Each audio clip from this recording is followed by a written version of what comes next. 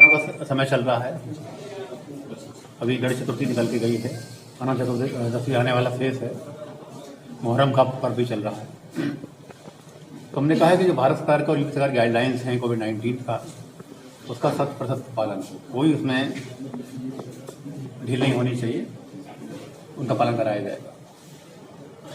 संगठित अपराध और माफिया अपराध पर यहाँ बहुत काम हुआ है मऊ में, और उसमें जो कार्रवाई शेष है उसके लिए मैंने उनको निर्देश दिए हैं। काफ़ी प्रॉपर्टियाँ लगभग 18 करोड़ की प्रॉपर्टी जब्त हुई है माफियाओं की। कम से कम लगभग 25-26 असला कैंसिल और सस्पेंड हुए, जमा हुए हैं। लगभग 60 लोगों पर यहाँ के विषय में कार्रवाई हुई है माफियाओं के खिलाफ। उसमें मैंने कहा जो भी जिसके खिलाफ भी कार्रवाई गैंगस्टर में हुई है, माफिया के खिलाफ भी और अन्य अपराधी भी जो संगठित अपराधी हैं, एक एक की प्रॉपर्टी को सीज कराया गया है। जितने भी गैंगस्टर की कार्रवाइयाँ हुई हैं, ऑल टाइप ऑफ क्रिमिनल्स, चाहे वो लुटेरे हैं, संगठित अपराधी हैं, हत्यारे हैं, उन सब की प्रॉपर्टी सीज होनी चाहिए गैंगस्टर एक्ट में। उनकी हिस्ट्री सीट खोली जाए, उनके गैंग रजिस्टर्ड होने चाहिए। ये मैंने इनको करने के निर्देश दिया है। एक अभियान हमने चलाया है अवैध असलाओं की रिकवरी का और अवैध शराब के खिलाफ। इसके साथ साथ पंचायत का चुनाव के दृष्टिगत हमने तैयारी शुरू कर दी है। उसमें भी आज हमने इन सबको निर्देश दिया है कि गांवों में भ्रमण करें, गांवों के बारे में सारी सूचनाएं, क्या तनाव चल रहे हैं, क्या विवाद चल रहे हैं, क्यों विवाद चल रहे हैं, कौन संभावित कैंडिडेट्स है, क्या गुटबाजी है, क्या रंजिश हैं, उन सबको चिन्हित करके आवश्यकता के अनुसार प्रिवेंटिव कार्रवाई की जाए, पाबंद कराया जाए। किसी का असला कैंसिल कराना तो असला कैंसिल कराया जाए। जो लैंड डिस्प्यूट हैं तो राजस्व की सहायता से उनको हल कराया जाए। और जितने डिस्प्यूट और ये एनिमिटीज हैं, रंजिश हैं, इनका लगातार हमने कहा कि अधिकारी को नामित करते हुए इनको लगातार रिव्यू किया जाए। जो समझौता कराया गया या जो हल हुआ उसका पालन हो रहा है नहीं हो रहा, जैसे कोई घटना घटित न होने पाए। जितने लाइसेंसी वेपन्स हैं उनके सत्यापन के लिए मैंने कहा है कि जिनके खिलाफ आपराधिक केस दर्ज हैं उनका अपना कैंसिल की रिपोर्ट डीएम को दी जाए और सबके कार्टेज का वेरिफिकेशन भी कराया जाए और अनियमितता पाई जाती है तो कार्रवाई की जाए। इस प्रकार से हमने ऑर्गेनाइज क्राइम पर, माफिया क्राइम पर, पंचायत के चुनाव के दृष्टिगत, चुनाव जो पर्व और त्यौहार चल रहे हैं इनके दृष्टिगत जो तैयारी करनी है उसका रिव्यू किया है और इनको निर्देश दिए हैं।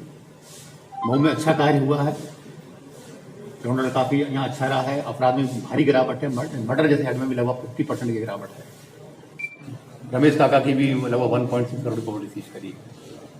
तो पूरे जोन में जितने भी इस प्रकार के संगठित अपराध करने वाले लोग हैं, अपराधी हैं, सबकी कार्रवाई की जा रही है। और लगभग 15 अगस्त तक इस साल में हम लोगों ने अराउंड 58 करोड़ की प्रॉपर्टी हम सीज कर चुके हैं, ऑल टाइप ऑफ संगठित अपराधियों। इसमें गौ तस्कर भी हैं, गौ कसी करने वाले लोग भी हैं।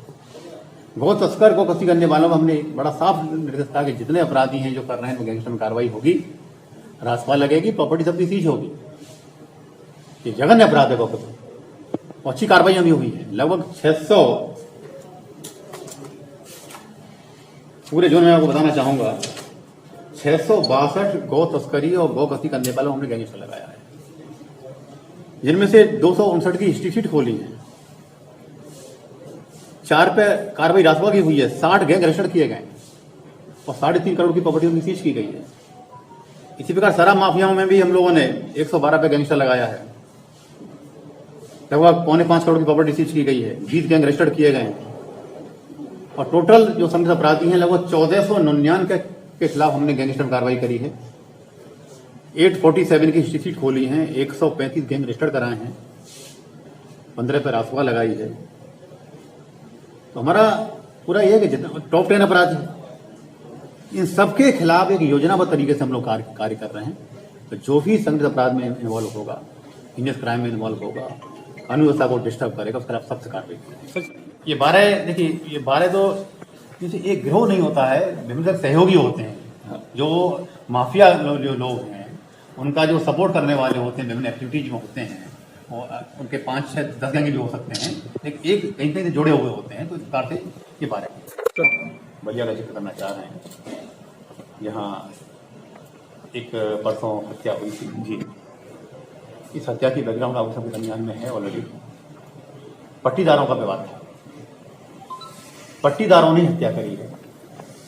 दिसंबर में भी दोनों पार्टियों में विवाद हुआ था, दोनों की क्रॉस एफआईआर दर्ज हुई थी और दोनों केस में चार्जशीट लगी थी। तो पुरानी एनिमिटी तो पट्टीदारों के बीच में चल रही थी। उसी के क्रम में जगन हत्या हुई थी, दुर्भाग्यपूर्ण घटना है। उसमें 10 मुलजिम थे, उनमें 5 मुलजिम वही थे जो पहले भी केस में थे, जो दिसंबर में जो आपको मारपीट हुई थी।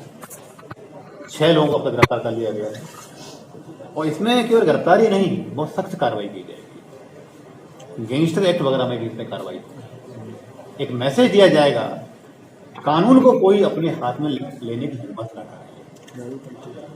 छोटी छोटी बातों को लेकर के इस बार की जो घटनाएं करते हैं उनके खिलाफ बहुत ही स्ट्रांग कार्रवाई करें। पुलिस किसी का इनकाउंटर नहीं करती। कोई भी पुलिस पे गोली जब चलाता है तो पुलिस को सेल्फ डिफेंस का अधिकार होता है। मैं आपकी बात से सहमत नहीं हूँ जो आप पूछ रहे हैं मुझसे।